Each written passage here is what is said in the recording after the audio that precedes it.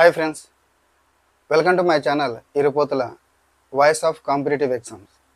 ఈరోజు మనము weekly current అఫైర్స్లో November 24 నుంచి నవంబర్ 30వ తారీఖు వరకు జరిగిన కరెంట్ అఫైర్స్ని ఈ వీడియోలో డిస్కస్ చేద్దాం. అందులో మొదటిది ఇఫ్ఫీ.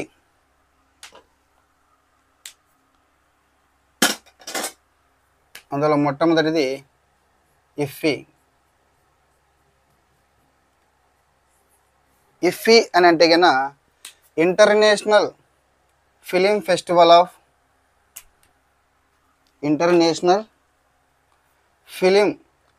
ఆఫ్ ఇండియా అని అంటారు. ఇది మనకు 2024లో జరిగినటువంటి ఇఫ్ఫీ 55వది. ఇది మనకు గోవా రాజధాని పనాజీలో ఉన్నటువంటి శ్యామ్ ప్రసాద్ ముఖర్జీ స్టేడియంలో దీన్ని నిర్వహించడం జరిగింది. International film festival of India. ఇందులో చలనచిత్ర రంగానికి సంబంధించినటువంటి అక్కినేని నాగేశ్వరరావు, రాజ్ కపూరు, మహమ్మద్ రఫీ, తపన్ సిన్హా వీరి యొక్క జయంతుల సందర్భంగా ఒక పోస్టల్ స్టాంప్, తపాలా బిల్ల పోస్టల్ స్టాంప్ని రిలీజ్ చేయడం జరిగింది. రెండవది, ఆస్ట్రేలియా దేశాన్ని కంట్రీ ఆఫ్ ఫోకస్గా నిర్ణయించారు. ఇక ఈ 10th fail movie hero, competitive ఎగ్జామ్కి ప్రిపేర్ అయ్యేటువంటి వాళ్ళందరికీ కూడా సుపరిచితమైన చిత్రం ఇది 10th ఫెయిల్. ఈ 10th fail movie hero Vikrant Massey Indian film personality of the year అవార్డును గెలుచుకోవడం జరిగింది. అదేవిధంగా ఈ Hollywood director Phillip Noyce Satyajit Ray lifetime achievement అవార్డుని గెలుచుకున్నారు. మన భారతదేశానికి సంబంధించి ప్రసార భారతి భారతదేశానికి చెందినటువంటి ప్రసార భారతి తన ఓటీటీ ప్లాట్ఫామ్ అయినటువంటి వేవ్స్ని ప్రారంభించడం జరిగింది. ఓటీటీ ప్లాట్ఫామ్ వేవ్ని ప్రారంభించడం జరిగింది. ఇక ఈ ఇఫ్ఫీలో ఇంటర్నేషనల్ ఫిలిం ఫెస్టివల్ ఆఫ్ ఇండియాలో చివరి చిత్రంగా డ్రై సీజన్ని ప్రదర్శించడం జరిగింది. ఈ డ్రై సీజన్ అనేటటువంటిది పర్యావరణము అదేవిధంగా మానవునికి మధ్య ఉన్నటువంటి సంబంధాన్ని తెలియజేసేటటువంటి చిత్రకథనే మనం డ్రై సీజన్ అంటాము. తర్వాత పాన్ 2.0, రెండవది పాన్ 2.0. పాన్ అంటే మనకు పర్మనెంట్ అకౌంట్ నెంబర్. ఏమంటాం? పాన్ అంటే కనుక మనకు పర్మనెంట్ అకౌంట్ నెంబర్. ఈ పర్మనెంట్ అకౌంట్ నెంబర్ సంబంధించి ప్రభుత్వ ఏజెన్సీలు, అన్ని ప్రభుత్వ ఏజెన్సీలలో ఉండేటువంటి డిజిటల్ వ్యవస్థలో, అన్ని ప్రభుత్వ ఏజెన్సీలో ఉండేటువంటి అన్ని డిజిటల్ వ్యవస్థలలో కూడా ఈ యొక్క పాన్ని సామాన్య వ్యాపార గుర్తింపు కార్డుగా చేస్తూ ఒక 1435 కోట్లతో కేంద్ర ప్రభుత్వం పాన్ 2.0 అనే కార్యక్రమాన్ని ప్రారంభించారు. మూడవది నేవా అంటే ఏంటంటే నేషనల్ ఈ విధాన్ అప్లికేషన్. ఈ యొక్క అసెంబ్లీ కార్యకలాపాలను కాగిత రహితంగా మొత్తం డిజిటల్ రూపంలోనే చేసే విధముగా భారత పార్లమెంటరీ వ్యవహారాల మంత్రిత్వ శాఖ రూపొందించినటువంటిదే ఈ నేవా అనేటటువంటిది. ఇందులో ఆంధ్రప్రదేశ్ జాయిన్ కావడం జరిగింది. అంటే ఆంధ్రప్రదేశ్ చెందినటువంటి ఒక శాసనసభ మరియు శాసన మండలి కార్యక్రమాలు ఇప్పటి నుంచి నేవా కిందికి వస్తాయి. అంటే కాగిత రహితంగా మొత్తం అంతా డిజిటల్ రూపంలో నిర్వహించడం జరుగుతుంది. 4th one Davis Cup. Davis Cup విజేత ఇటలీ. డేవిస్ కప్ అనేటువంటి టెన్నిస్కు సంబంధించినటువంటిది. దీన్ని annual international team event in men's tennis అని అంటారు. అంటే మెన్స్ టెన్నిస్ సంబంధించినటువంటి యాన్యువల్ ఇంటర్నేషనల్ టీమ్ ఈవెంట్. మన డిఫెండింగ్ ఛాంపియన్ అయినటువంటి ఇటలీనే మరొకసారి డేవిస్ కప్ ఫైనల్ టోర్నీలో గెలవడం జరిగింది. ఎవరి మీద గెలిచారంటే నెదర్లాండ్ మీద విజయం సాధించడం జరిగింది. నెదర్లాండ్ ఫైనల్కి రావడం ఇదే మొదటిసారి. అయితే ఓడిపోయింది. డిఫెండింగ్ ఛాంపియన్ ఇటలీ గెలిచింది. మహారాష్ట్ర, జార్ఖండ్ ఎన్నికల ఫలితాలు రిలీజ్ అయ్యాయి. మనకు మహారాష్ట్రలో 2 ప్రధాన కూటమిల మధ్య హోరాహోరీ పోరు జరిగింది అనుకున్నాం, కానీ ఎన్నికల ఫలితాలు వచ్చిన తర్వాత మాత్రం ఆ విధంగా ఏం కనపడలేదు. ఎన్డీఏ కూటమి ఆధ్వర్యంలో ఉన్నటువంటి మహాయుతి కూటమి 288 సీట్లకు గాను 234 సీట్లను కైవసం చేసుకొని విజయం సాధించడం జరిగింది.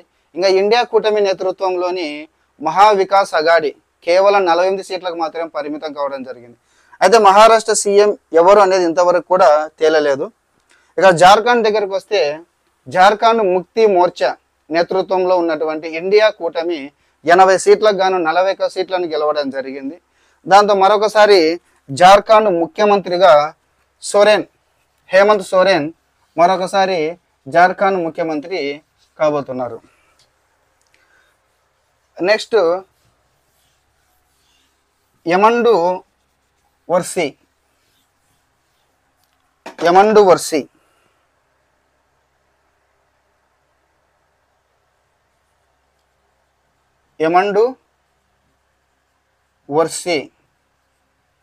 ఒక దక్షిణ అమెరికా దేశమైనటువంటి ఉరుగ్వే అధ్యక్షుడిగా ఎన్నిక కావడం జరిగింది. వైభవ్ సూర్యవంశీ 13 సంవత్సరాలు ఉన్నటువంటి వైభవ్ సూర్యవంశీ ఐపీఎల్ చరిత్రలో రికార్డు సృష్టించారు. రాజస్థాన్ రాయల్స్ వారు ఈ అబ్బాయిని 1.1 కోట్ల కొనుగోలు చేయడం జరిగింది. ఆ విధంగా ఐపీఎల్ చరిత్రలోనే అతి చిన్న వయసులో ఎంపికైనటువంటి వ్యక్తిగా వైభవ్ సూర్యవంశీ రికార్డు సృష్టించాడు.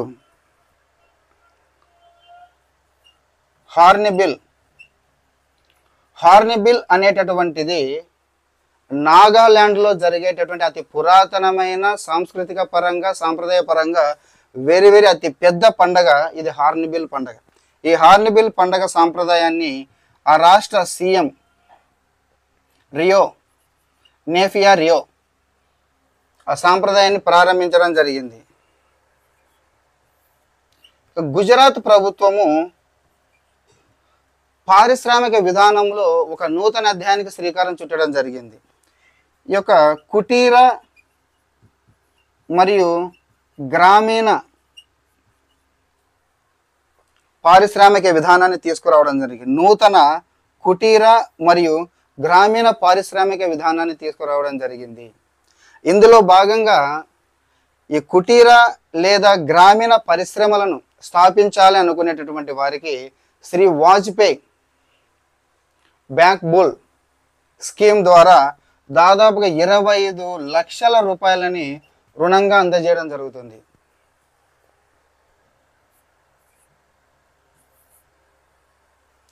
International Tourism Mart 2024 International Tourism Mart 2024 ఇది మొట్టమొదటిసారిగా అస్సాంలోని ఒక జాతీయ పార్క్ అయినటువంటి కజిరంగా పార్కు, మన కజిరంగా పార్కు ఒంటి కొమ్ము ఖడ్గ మృగాలకు ఫేమస్. ఈ కజిరంగా పార్కులో నిర్వహించారు. International Tourism Mart 2024.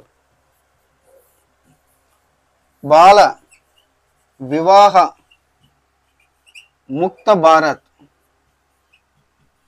భారతదేశములో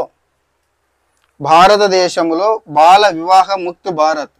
భారతదేశములో ఈ బాల్య వివాహాలను నిర్మూలించడం కోసం, ఈ బాల్య వివాహాలను అరికట్టడం కోసం కేంద్ర ప్రభుత్వము ఈ యొక్క బాల వివాహ ముక్త్ భారత్ అనే జాతీయ ప్రచార కార్యక్రమాన్ని ప్రారంభించింది.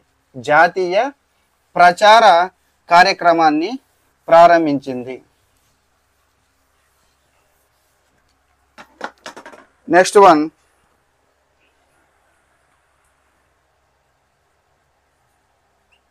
జాన్ ఆల్ఫ్రెడ్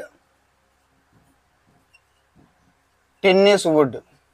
ఇంగ్లాండ్కి చెందినటువంటి ఈ వ్యక్తి 112 సంవత్సరాలు జీవించి అత్యంత వృద్ధుడిగా రికార్డు సృష్టించడం జరిగింది. ఈ సంవత్సరం ఆగస్టులోనే 112వ పుట్టినరోజు వేడుకను జరుపుకున్నాడు. అయితే అతను నవంబర్లో మరణించాడు. అత్యంత వృద్ధుడిగా రికార్డు సృష్టించినటువంటి జాన్ ఆల్ఫ్రెడ్ టెన్నిస్ వుడ్ మరణించాడు. అమియా కుమార్ బాగ్జీ. ఈ అమియా కుమార్ బాగ్జీ భారతదేశానికి సంబంధించి ప్రముఖ ఆర్థిక చరిత్రకారుడు. ఈ ప్రముఖ ఆర్థిక చరిత్రకారుడు అయినటువంటి అమియా కుమార్ బాగ్జీ కూడా మరణించాడు. K4 బాలిస్టిక్ క్షిపణి. ఈ K4 బాలిస్టిక్ క్షిపణి విశాఖపట్నం బంగాళాఖాతంలో పూర్తి స్వదేశీ పరిజ్ఞానంతో తయారు చేయబడినటువంటి అణుశక్తితో నడిచేటటువంటి INS అరిఘాట్ జలంతర్గామి ద్వారా ఈ K4 బాలిస్టిక్ క్షిపణి, అణుసామర్థ్యం కలిగినటువంటి K4 బాలిస్టిక్ క్షిపణి విజయవంతంగా ప్రయోగించడం జరిగింది. భీమా సఖీ యోజన. మహిళా సాధికారతే లక్ష్యంగా ఈ భీమా సఖీ యోజన అనే కార్యక్రమాన్ని డిసెంబర్ 9వ తారీఖున నరేంద్ర మోడీ పానీపట్లో ప్రారంభిస్తారు. IISF India International Science Festival 2024.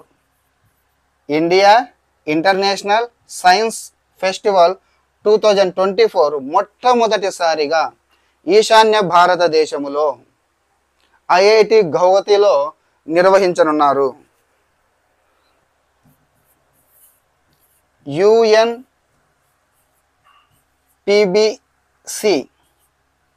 United Nation Peace Building Commission అని అంటారు. United Nation Peace Building Commission అంటే ఐక్యరాజ్య సమితి శాంతి పరిరక్షణ కమిషన్ అన్నమాట. ఇందులో 2025 మరియు 26 సంవత్సరానికి మరొక 2 సంవత్సరాలకి భారత్ మరొకసారి ఎన్నిక కావడం జరిగింది.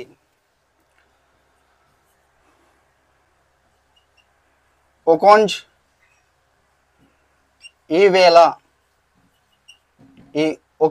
ఈవేళ మరొకసారి WTO వరల్డ్ ట్రేడ్ ఆర్గనైజేషన్ ప్రపంచ వాణిజ్య సంస్థకి మరొకసారి ఎన్నిక కావడం జరిగింది. ఏమైనా రికార్డ్ ఏంటంటే కన్నా WTO చైర్మన్గా అధిపతిగా ఎన్నికైనటువంటి మొట్టమొదటి మహిళ, అదేవిధంగా మొట్టమొదటి ఆఫ్రికన్ జాతీయురాలు ఒకోంజ్ ఈవేళ WTO వరల్డ్ ట్రేడ్ ఆర్గనైజేషన్కి మరొకసారి అధ్యక్షురాలుగా ఎన్నిక కావడం జరిగింది. ఇక GI ట్యాగ్, జియోగ్రాఫికల్ ట్యాగ్ అంటారు, భౌగోళిక సూచిక. గుజరాత్కు చెందినటువంటి ఘర్చోలా, ఏపీకి చెందినటువంటి నరసాపూర్ లేస్, ఇవి 2 GI ట్యాగ్కి జిఐ ట్యాగ్ గుర్తింపు లభించింది. గర్చోలా అంటే కన్నా లుక్ లైక్ చీర మాదిరి ఉంటుంది. ఈ సాంప్రదాయ వేడుకలు, వివాహ వేడుకలలో ఈ గర్చోలా అనే డ్రెస్ అంటే శారీ మాదిరిగా, చీర మాదిరిగా ఉన్నటువంటి డ్రెస్సును గుజరాత్లో ధరిస్తారు. ఇక నర్సాపూర్ లేస్, మనకు చిన్నప్పుడు పాతకాలంలో చిన్నప్పుడు పిల్లలకి స్వెటర్లు అవి కుట్టేతోళ్ళు, లేసులతో స్వెటర్లు, మంకీ క్యాప్ని, స్వెటర్లు వాటిని కుట్టేతోళ్ళు. ఇప్పుడు కూడా మనకు నర్సాపూర్లో లేసుల ద్వారా అనేక అల్లికలు అల్లుతారు. దానికి కూడా జియో ట్యాగ్ లభించడం జరిగింది. Narsapur lace and Gujarat Gharchola. బసంత్ గోయల్, బసంత్ గోయల్ని బ్లడ్ మ్యాన్ ఆఫ్ ఇండియా అని పిలుస్తారు. ఈ బసంత్ గోయల్ అనేక సార్లు ఈ యొక్క బ్లడ్ని డొనేట్ చేసి రికార్డు సృష్టించినటువంటి వ్యక్తి. అందుకే భారత రాష్ట్రపతి చేతుల మీదుగా బ్లడ్ మ్యాన్ ఆఫ్ ఇండియా అవార్డును కూడా తీసుకోవడం జరిగింది. ఇప్పుడు ఈ బసంత్ గోయల్ అతను చేసినటువంటి ఆరోగ్య సంరక్షణ మరియు దాతృత్వాన్ని గుర్తించినటువంటి యునైటెడ్ నేషన్స్ యుఎన్ఓ వాళ్ళు యుఎన్ గ్లోబల్ ఎక్సలెన్స్ అవార్డుని అందించారు. యుఎన్ గ్లోబల్ ఎక్సలెన్స్ అవార్డుని అందించారు. ఎవరికి? బసంత్ గోయల్కి. నెక్స్ట్ మనం విన్యాసాల గురించి మనం చూసినట్లయితే కనుక సారెక్స్ 2024, సారెక్స్ 2024 అనేటటువంటిది భారత తీర రక్షక దళానికి సంబంధించినటువంటి, భారత తీర రక్షక దళానికి సంబంధించినటువంటి విన్యాసం లేదా వ్యాయామం అని కూడా అనొచ్చు. ఏంటి సారెక్స్ అని అంటే కనుక సర్చ్ అండ్ రెస్క్యూ ఎక్సర్సైజ్ అంటారు. సర్చ్ అండ్ రెస్క్యూ ఎక్సర్సైజ్ 2024 భారత తీర రక్షక దళానికి సంబంధించినటువంటి వ్యాయామం. ఇది మనకు కేరళలోని కొచ్చిలో నిర్వహించారు ఈ సంవత్సరం. రెండవది అగ్ని వారియర్. అగ్ని వారియర్ అనేటటువంటిది భారత్ అండ్ సింగపూర్ మధ్య జరిగే సాయుధ దళాల వ్యాయామం, సంయుక్త ద్వైపాక్షిక సాయుధ దళాల వ్యాయామాన్ని మనము అగ్ని వారియర్ 2024 అని అంటారు. ఈ కార్యక్రమము అంటే ఈ వ్యాయామం లేదా ఈ ఎక్సర్సైజ్ మహారాష్ట్రలోని డియోలాలీలో నిర్వహించారు. జాయింట్ రిలీజ్ 2024, జాయింట్ రిలీజ్ 2024 అనేటటువంటిది ఒక భారత సైన్యానికి చెందినటువంటి వివిధ ఏజెన్సీల విపత్తు సహాయక ఎక్సర్సైజ్.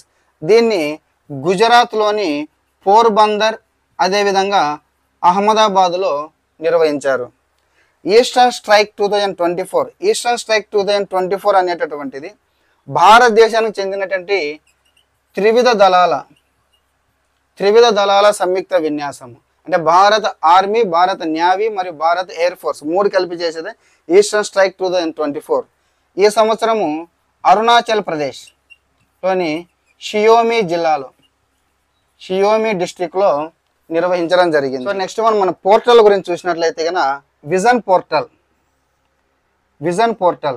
పోర్టల్ అనేటటువంటిది ఇది పేద మరియు వెనకబడినటువంటి పిల్లలలో లేదా విద్యార్థులలో ఈ యొక్క ఆవిష్కరణ మరియు నైపుణ్యాభివృద్ధిని పెంపొందించడం కోసం ఈ యొక్క భారత ప్రభుత్వం తీసుకొచ్చినటువంటి పోర్టల్ని విజన్ పోర్టల్ అని అంటాం. విజన్ యొక్క ఫుల్ ఫామ్ ఏంటంటే కనుక వికసిత భారత్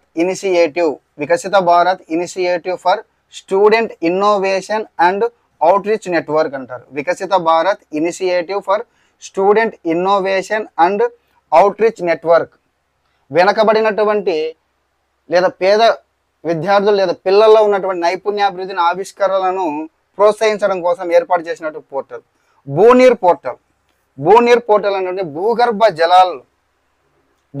జలాలకు సంబంధించిన పోర్టల్ని భూనీర్ పోర్టల్ అంటారు. దీన్ని కేంద్ర జలశక్తి మంత్రిత్వ శాఖ వారు ఏర్పాటు చేయడం జరిగింది. దీని ద్వారా ఈ భూగర్భ జలాల వాడకం కావచ్చు, వాటి యొక్క అనుమతులు కావచ్చు, వాటి పరిమితులు కావచ్చు, ఇదంతా పారదర్శకంగా ఉండడం కోసం భూగర్భ జలాలకు సంబంధించి భూనీర్ పోర్టల్ని ఏర్పాటు చేయడం జరిగింది. ఈ దాఖిల్ పోర్టల్ అనేది యాక్చువల్గా 2020లోనే ప్రారంభించారు. అయితే దేశం మొత్తం కూడా విజయవంతంగా అప్లై చేయబడుతుంది అని కేంద్ర ప్రభుత్వం ఒక ప్రకటన విడుదల చేయడం జరిగింది. ఏంటి ఈ దాఖిల్ పోర్టల్ అని అంటే ఈ యొక్క వినియోగదారుడు ఎవరైనా ఒక వినియోగదారుడు ఏదైనా కంప్లైంట్ ఇచ్చినప్పుడు, ఒక ఫిర్యాదుని ఇచ్చినప్పుడు, ఆ ఫిర్యాదుకు సంబంధించి ఆ సమస్య పరిష్కారం అనేటువంటి ఎంతవరకు వచ్చిందని ట్రాక్ చేయడానికి ఉన్నటువంటి ఆన్లైన్ పోర్టల్ని ఈ దాఖిల్ పోర్టల్ అంటారు. ఇక భారతదేశ పారిశ్రామిక సంఘం సిఐఐ అంటాం. సిఐఐ వారు is of doing business and regulatory affairs పోర్టల్ను ఏర్పాటు చేయడం జరిగింది.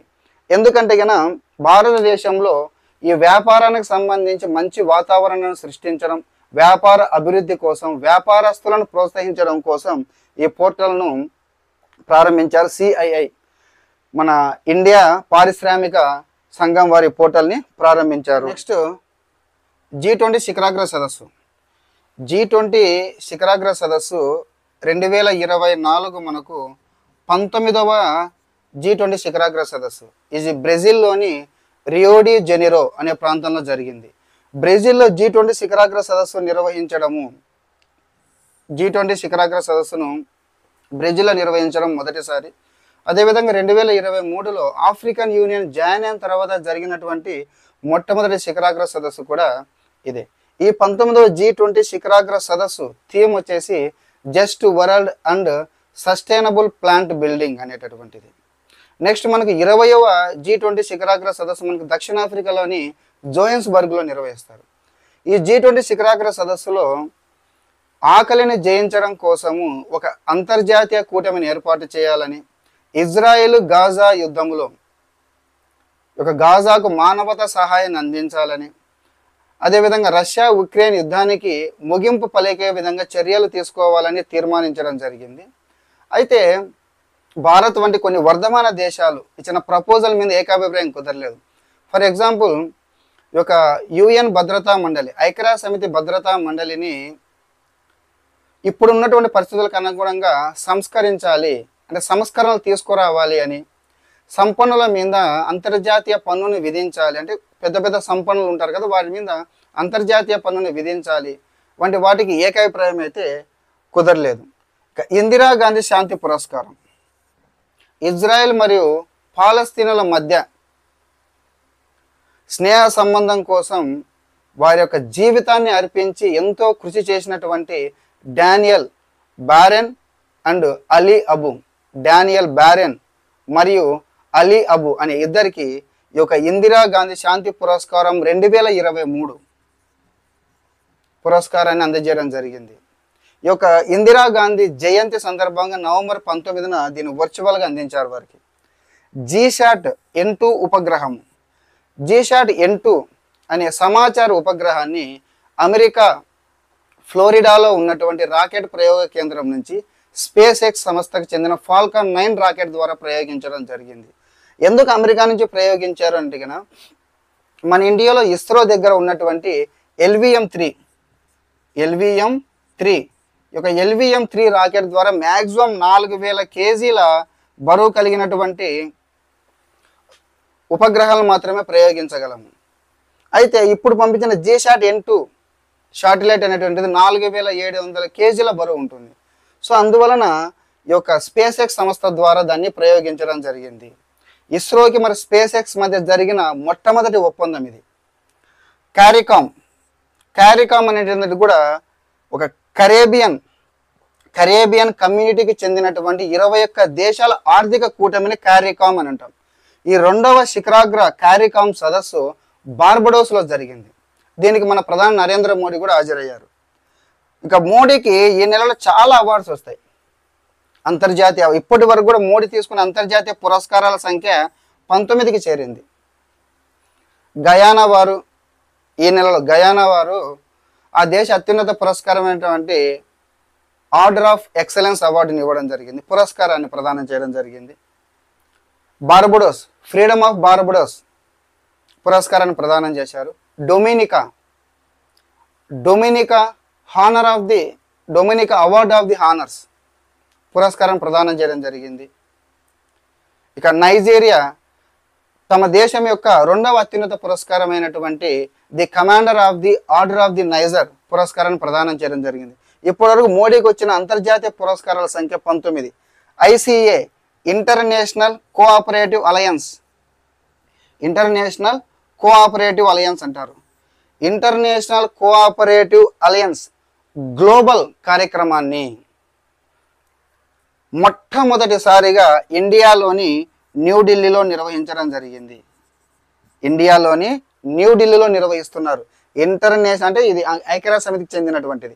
ఇంటర్నేషనల్ కోఆపరేటివ్ అలయన్స్ అంటారు. ఈ సందర్భంగా ప్రధాని Narendra Modi United Nations International Year of Cooperation 2025ని ప్రారంభించనున్నారు. United Nations International Year of Cooperation 2025ని ప్రారంభించనున్నారు. ఈ యొక్క అదేవిధంగా ఈ యొక్క ఐసిఏ ప్రదానం చేసే అతి ప్రతిష్టాత్మకమైన అవార్డు రోచ్డెల్ అవార్డు మన ఇఫ్కో ఎండి అయినటువంటి యుఎస్ అవస్థీకి వచ్చింది. వర్గీస్ కురియన్ తర్వాత ఈ ఐసిఏ ప్రదానం చేసే రోచ్డెల్ అవార్డును తీసుకున్న రెండో వ్యక్తి ఈ యొక్క యుఎస్ అవస్థి. ఎందుకంటే ఈ ఐసిఏ కార్యక్రమాన్ని న్యూఢిల్లీలో నిర్వహించింది ఇఫ్కోనే. సబల్ 20 లాజిస్టిక్ డ్రోన్స్ అనేటటువంటివి చాలా ఎత్తైనటువంటి పర్వత శ్రేణుల పైకి, అంటే లడాక్ జమ్మూ కాశ్మీర్ ప్రాంతాల్లో ఉండే చాలా ఎత్తైన పర్వత శ్రేణుల పైకి సామాగ్రిని తీసుకుపోయడానికి వీలుగా తయారు చేసినటువంటి డ్రోన్సే సబల్ 20 లాజిస్టిక్ డ్రోన్స్. వీటిని ఎండ్యూర్ ఎయిర్ సిస్టమ్ కంపెనీ వారు తయారు చేసి భారత సైన్యానికి అప్పచెప్పడం జరిగింది. రాజ్యాంగం మీద వెబ్సైటు. రాజ్యాంగం ఆమోదించబడి 75 సంవత్సరాలు కంప్లీట్ అయినటువంటి సందర్భంగా కేంద్ర ప్రభుత్వము నవంబర్ 26వ తారీఖున రాజ్యాంగానికి సంబంధించి వెబ్సైట్ని ప్రారంభించారు. ఈ వెబ్సైట్లో అప్పుడు ఏర్పడిన ఈ యొక్క రాజ్యాంగ పరిషత్తులో జరిగినటువంటి చర్చలను గురించి, ఈ యొక్క రాజ్యాంగ పరిషత్తులో ఉన్నటువంటి కమిటీలు ఇచ్చిన నివేదికల గురించి మనం ఇక్కడ చూడొచ్చు. అంతేకాకుండా మన దేశంలో రాజ్యాంగానికి సంబంధించి మొట్టమొదటి మ్యూజియాన్ని ఒక హర్యానాలోని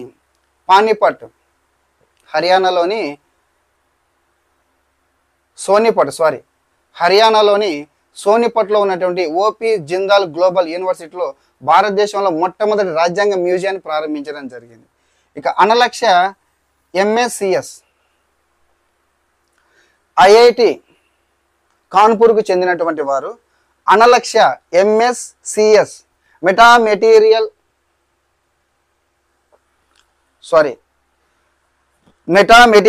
సర్ఫేస్ క్లోనింగ్ సిస్టమ్ని అభివృద్ధి పరచడం జరిగింది. ఇది మన యుద్ధ సమయంలో యుద్ధ విమానాలు కావచ్చు, యుద్ధ ట్యాంకులు కావచ్చు, శత్రు రాడార్లకు దొరకకుండా చేసేటువంటి సిస్టమ్ మనము అనలక్ష్య ఎంఎస్సిఎస్ అని అంటారు. సో ఫ్రెండ్స్, దాదాపుగా ఈ యొక్క వారం వ్యవధిలో జరిగినటువంటి అతి ముఖ్యమైన కరెంట్ అఫైర్స్లో కొన్నిటిని మీకు వివరించడం జరిగింది. సమయం సరిపోదు కాబట్టి వీక్లీ కరెంట్ అఫైర్స్ను మొత్తం టోటల్ చెప్పాలని సమయం సరిపోదు కాబట్టి ఈ వీడియోలో నేను చాలా ఫాస్ట్గా ఎక్స్ప్లెయిన్ చేయడం జరిగింది. మళ్ళీ డైలీ కరెంట్ అఫైర్స్లో వీటికి సంబంధించే క్లియర్గా టోటల్ సబ్జెక్ట్ అనేటటువంటిది ఉంటుంది డైలీ కరెంట్ అఫైర్స్లో. వీక్లీ కరెంట్ అఫైర్స్ అనేటువంటిది మనం డైలీ కరెంట్ అఫైర్స్లో జరిగినటువంటి ఒక్కొక్క పాయింట్ని కాకపోతే మనం ఫాస్ట్గా చెప్పడానికి కారణం సమయాభావం. డైలీ కరెంట్ అఫైర్స్లో వీటి గురించి మళ్ళీ క్లియర్ కట్గా ఎక్స్ప్లెయిన్ చేయడం జరుగుతుంది. ఓకేనా ఫ్రెండ్స్, ఈ వీడియో నచ్చితే లైక్ చేయండి, షేర్ చేయండి. మీరు ప్రిపేర్ అయ్యేటటువంటి కాంపిటేటివ్ ఎగ్జామ్స్లో మీరు ఖచ్చితంగా జాబ్ సంపాదించాలని కోరుకుంటూ ఆల్ ది బెస్ట్.